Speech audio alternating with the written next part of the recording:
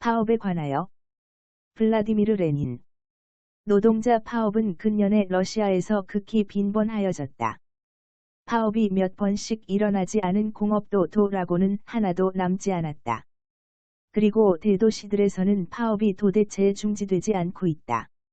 그렇기 때문에 자각적 노동자들도 사회주의자들도 더욱 더 빈번하게 파업에 의해 파업 진행의 방법, 그리고 사회주의자들이 파업에 참가하는 파업 등에 관한 문제에 골몰하고 있는 것은 당연한 일이다. 우리는 이 문제들에 대한 우리의 몇 가지 의견을 서술하려 한다. 우리는 첫째 논문에서는 일반적으로 노동운동에서의 파업의 의의에 관하여, 둘째 논문에서는 파업을 반대하는 러시아 법령들에 관하여, 셋째 논문에서는 러시아에서 파업이 어떻게 진행되어 왔고 또 진행되고 있는가 하는 것과 자각적 노동자들은 이에 대하여 어떠한 태도를 취하여야 하는가 하는 문제에 관하여 논술하려 한다. 우선 파업의 발생과 전파는 무엇으로서 설명되는가 하는 문제를 제기하여야 하겠다. 자기의 개인적 경험으로나 다른 사람들의 이야기 또는 신문을 통하여 알고 있는 파업의 모든 경우들을 회상하는 사람은 누구나 다 파업이 대공장이 발생하고 보급되고 있는 그러한 곳에서 발생하고 전파된다는 것을 곧 알게 될 것이다. 수백 명 또 때로는 수천 명의 노동자를 가진 큰 공장들 가운데서 노동자들의 파업이 일어나지 않은 그러한 공장이라고는 거의 하나도 찾아볼 수 없을 것이다. 러시아의 대공장과 제조소들이 얼마 되지 않던 때에는 파업도 얼마 없었으나 옛날부터의 공장지대에서도 새로운 도시와 농촌에서도 대공장들이 급속히 성장하게 되자 이때로부터 파업도 더욱 더 빈번하여지고 있다. 대공장 생산이 언제나 파업을 초래하고 있는 것은 어째서인가? 그것은 자본주의는 필연적으로 노동자들과 경영주와의 투쟁을 초래하며 생산이 대규모로 되는 때에는 이 투쟁은 필연적으로 파업 투쟁으로 되기 때문에 일어나는 것이다. 이것을 설명하여 보자.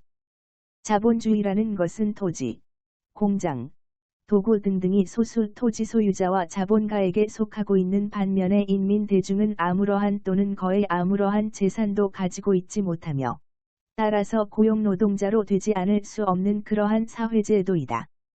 지주와 공장주는 노동자들을 고용하고 그들로 하여금 이런저런 상품을 생산케 하여 이 상품을 시장에서 판매한다. 이에 있어서 공장주는 노동자들이 자기의 가족과 함께 겨우 살아나갈 만한 임금만을 노동자들에게 지불하고 이 양 이상으로 노동자가 생산하는 것은 모두 공장주가 자기 주머니에 집어넣는데 이것이 그의 이윤으로 된다.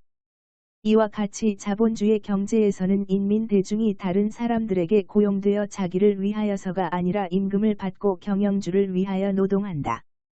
경영주는 언제나 임금을 인하하려고 애쓸 것은 당연한 일이다.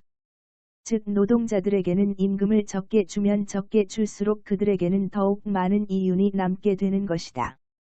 그러나 노동자들은 전 가족을 배불리 잘 먹이고 좋은 집에서 살며 거지처럼 옷을 입는 것이 아니라 누구나가 입는 것처럼 옷을 입을 수 있도록 하기 위하여 될 수 있는 대로 많은 임금을 받으려고 한다.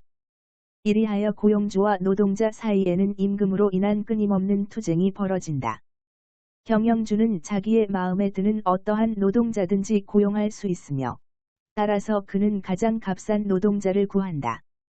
노동자는 자기의 마음에 드는 어떠한 경영주에게든 고용될 수 있기 때문에 좀 더 많은 임금을 지불하는 가장 후한 경영주를 구한다.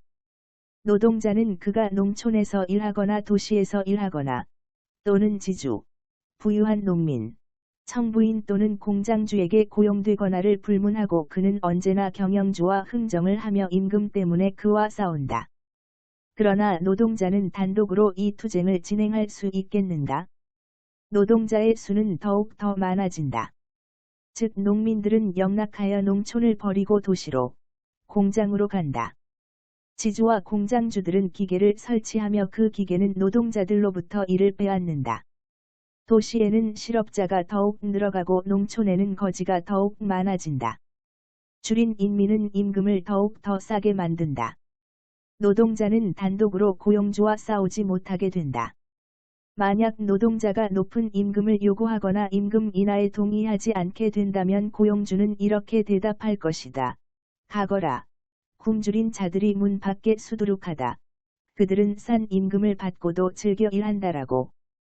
인민의 영락이 막심하게 되어 도시에도 농촌에도 실업자 대중이 언제나 있게 되는 때, 공장주들이 막대한 부를 축적하고 소경영주들이 백만장자들에게 구축되는 때에는 개개의 노동자는 자본가 앞에서 완전히 무력하게 된다.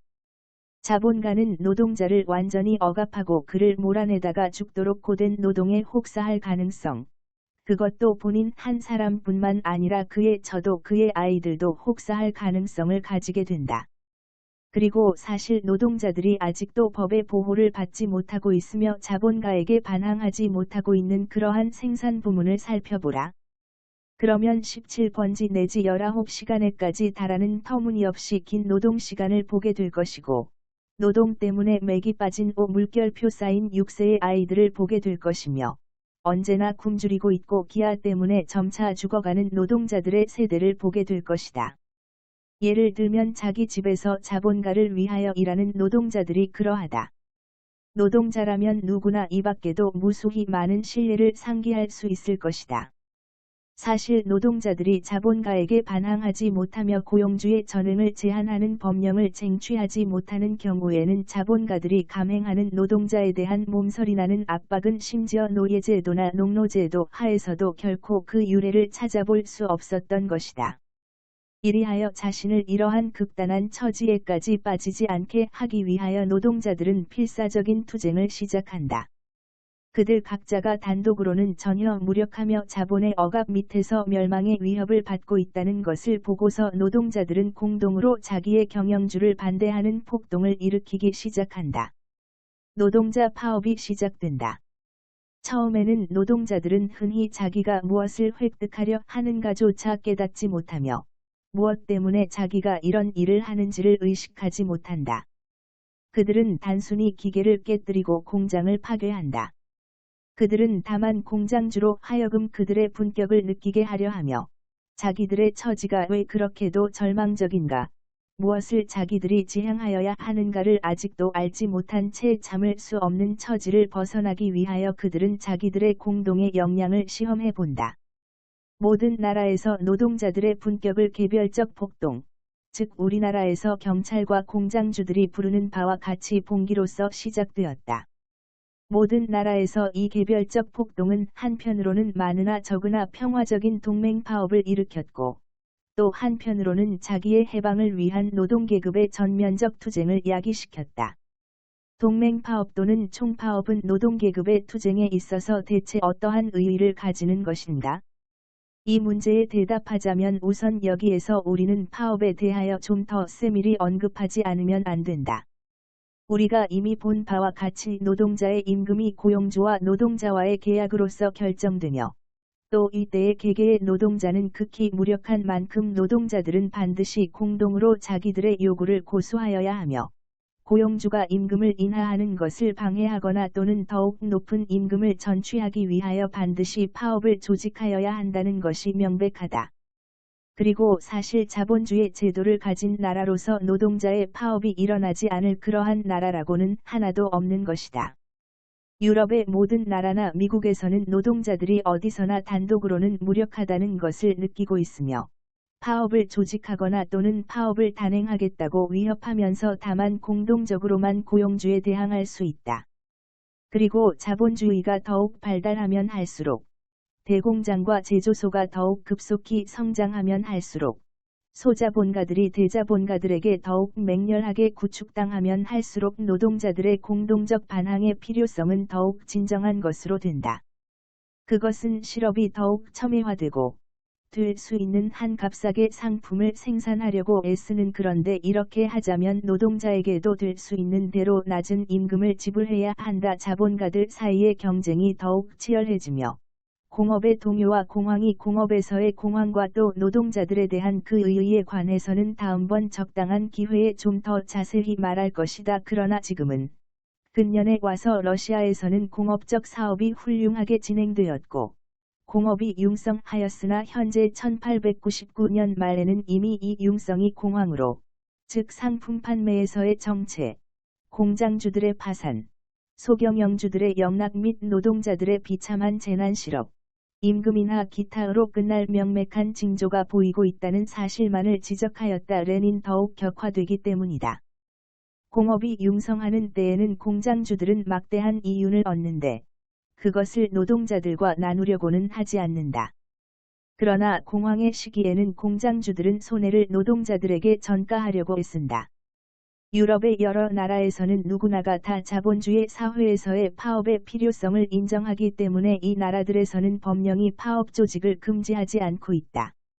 그런데 다만 러시아에서만은 파업을 반대하는 야만적 법령들이 남아 있다. 그러나 자본주의 사회의 본성 자체에서 나오는 파업은 이 사회제도를 반대하는 노동계급의 투쟁의 시초를 의미하는 것이다.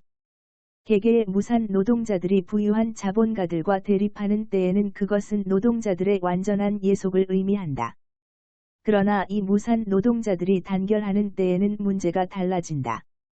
만약 자본가들이 그들의 도구와 재료에 자기 노동 등을 첨가하여 새로운 부를 생산할 것을 동의하는 노동자를 발견하지 못한다면 어떠한 부도 그들에게 전혀 이익을 주지 못할 것이다.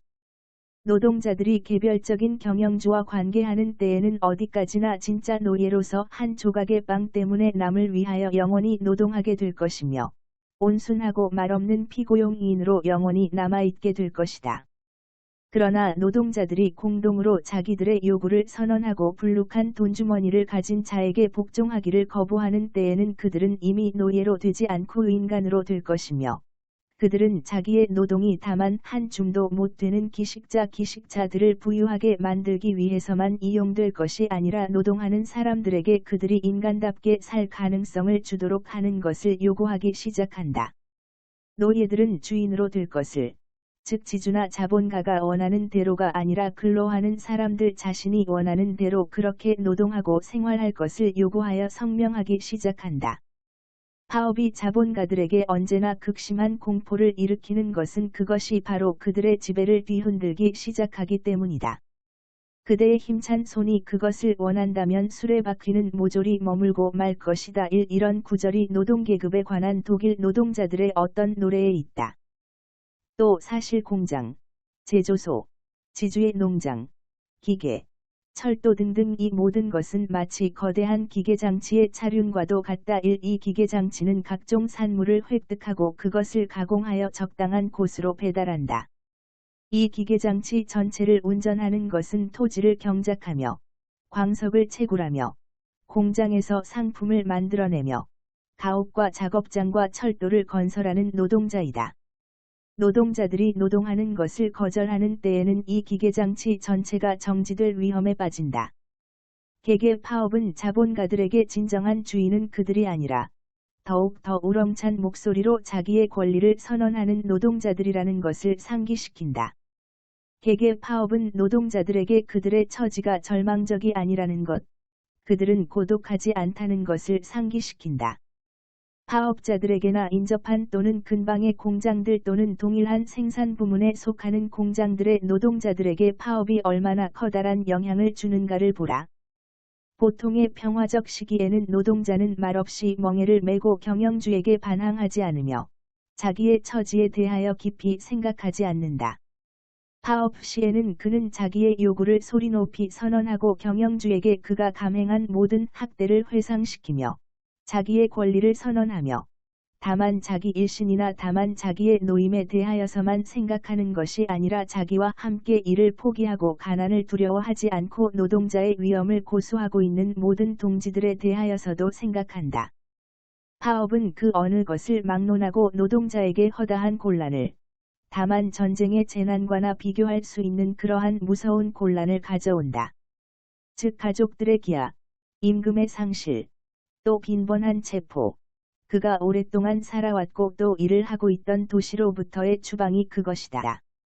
그러나 이러한 모든 재난에도 불구하고 노동자들은 모든 동지들을 버리고 물러나서 경영주와 타협하려고 하는 그러한 자들을 멸시한다. 파업이 가져오는 재난에도 불구하고 인접 공장들의 노동자들은 그들의 동지들이 투쟁을 개시한 것을 볼 때에는 언제나 기세가 고양된다.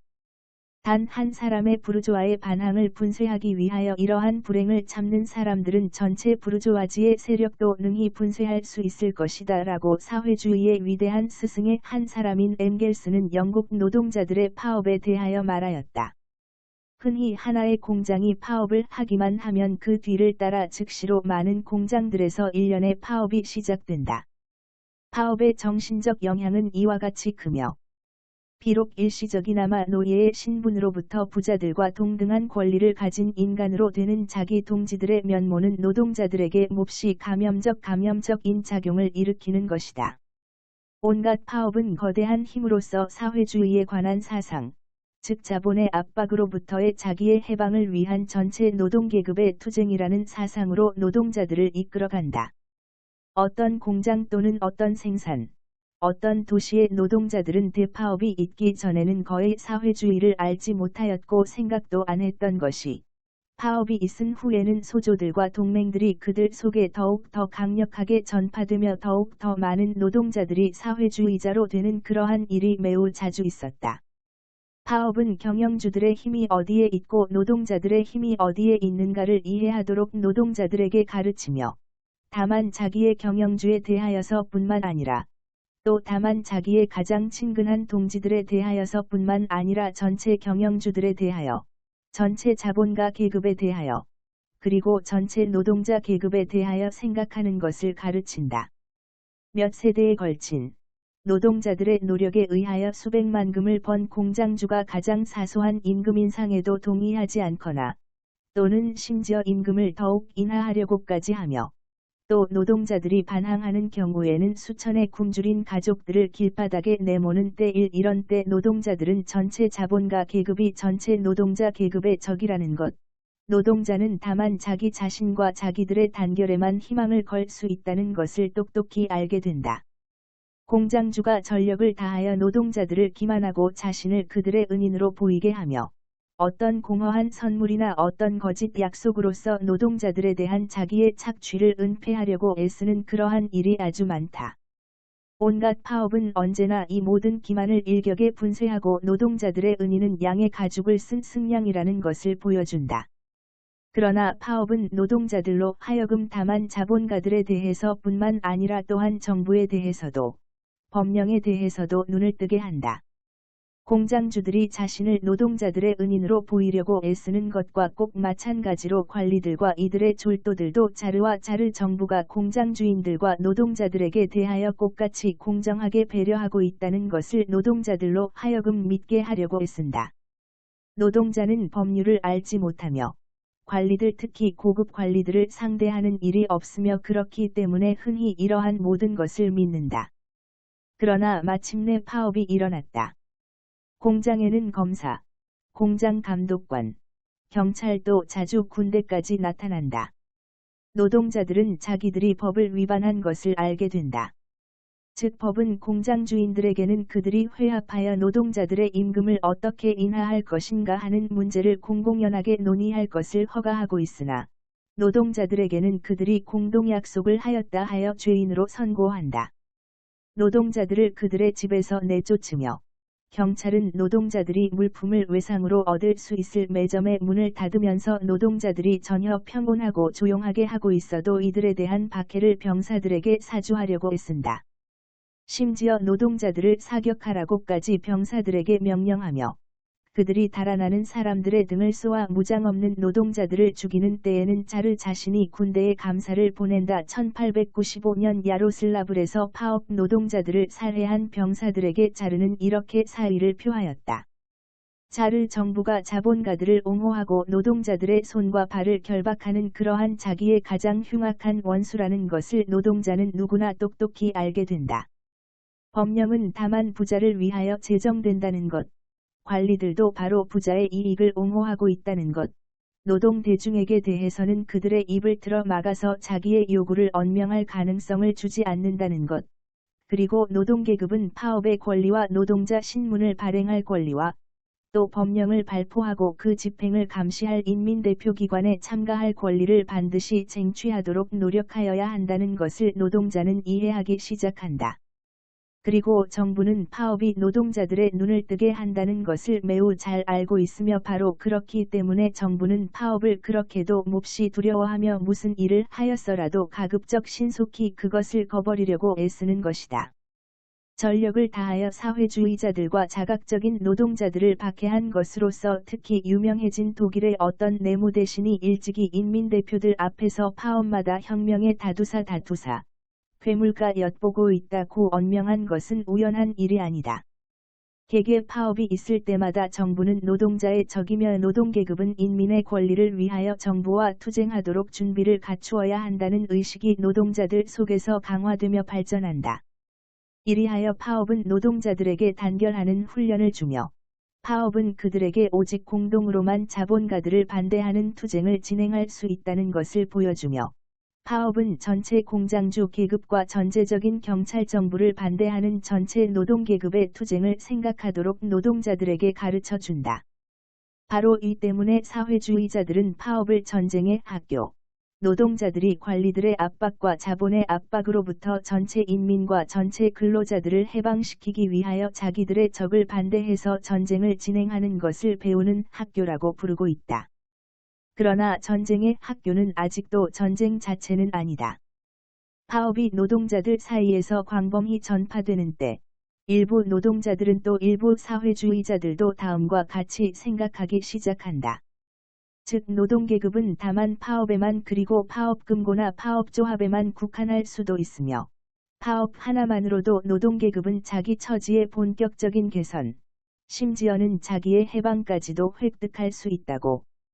어떤 사람들은 노동자들의 단결이 그리고 심지어 그들의 소규모의 파업까지도 얼마나 큰 힘인가 하는 것을 보고 노동자들은 전국적 범위에서 총파업을 조직하기만 한다면 자본가들과 정부로부터 자기들이 원하는 모든 것을 쟁취할 수 있다고 생각한다. 노동운동이 겨우 시작되었을 뿐이고 노동자들의 경험이 아직도 매우 유치할 때에는 다른 나라의 노동자들도 이러한 의견을 말하였다. 그러나 이 의견은 그릇된 것이다.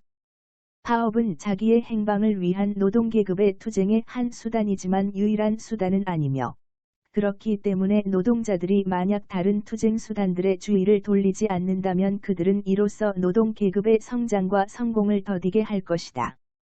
사실 파업의 성공을 위하여서는 파업 시에 노동자들을 부양하기 위한 금고가 있어야 한다. 이러한 금고를 노동자들 대개는 개별적 생산부문, 개별적 직업 또는 개별적 직장의 노동자들은 모든 나라에서 설치한다. 그러나 우리 러시아에서는 경찰이 그것을 박해하며 돈을 빼앗으며 노동자들을 체포하기 때문에 이것이 특히 곤란하다. 물론 노동자들은 경찰의 눈을 피하여 숨을 수도 있다. 물론 이러한 금고의 설치는 유익한 일이기 때문에 우리는 노동자들이 이 사업을 하는 것을 말리려고는 하지 않았다. 그러나 법령이 노동자 금고를 금지하는 조건하에서 그것이 많은 성원들을 인입시킬 수 있으리라고 기대해서는 안 된다. 그리고 성원 수가 적을 때에는 노동자 금고는 그리 많은 이익을 가져오지는 못할 것이다. 다음으로, 심지어 노동자 동맹들이 자유롭게 존재하며 거대한 금고들이 있는 그러한 나라들에서도, 이러한 곳에서도 노동계급은 자기의 투쟁에 있어서 다만 파업에만 국한할 수는 결코 없는 것이다. 공업적 사업에서 다만 고장 예컨대 지금 러시아에서도 가까워 오고 있는 공황이 일어나기만 하면 공장주들은 심지어 고의적으로까지 파업을 일으키게 한다. 그것은 그들에게는 작업을 일시 중지하는 것이 유리하며 노동자 금고를 고갈시키는 것이 유리하기 때문이다. 그렇기 때문에 노동자들은 다만 파업과 파업조합에만 국한할 수는 절대로 없다. 둘째로, 파업이 성공적으로 진행되는 것은 오직 노동자들이 이미 상당히 자각적이며 그들이 파업을 일으킬 시기를 선택할 줄 알며, 요구를 제기할 줄 알며, 유인물과 소책자를 얻기 위하여 사회주의자들과 관계를 가지고 있는 그러한 곳뿐이다. 그런데 러시아에는 이러한 노동자들이 아직도 얼마 되지 않는다. 그렇기 때문에 그들의 수를 증가시키고 노동자 대중에게 노동자의 위협을 알려주며, 그들에게 사회주의와 노동자 투쟁을 알려주도록 전력을 기울이지 않으면 안 된다.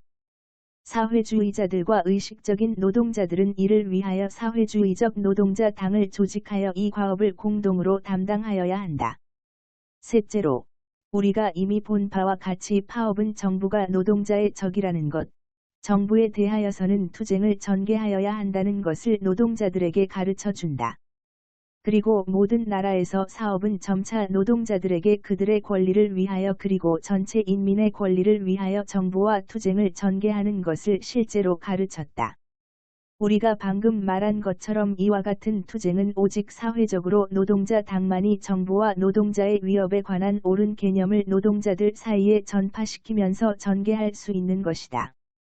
우리 러시아에서 파업이 어떻게 진행되고 있으며 의식적 노동자들이 그것을 어떻게 이용하여야 하는가에 관하여서는 우리는 따로 다음번에 말하려고 한다.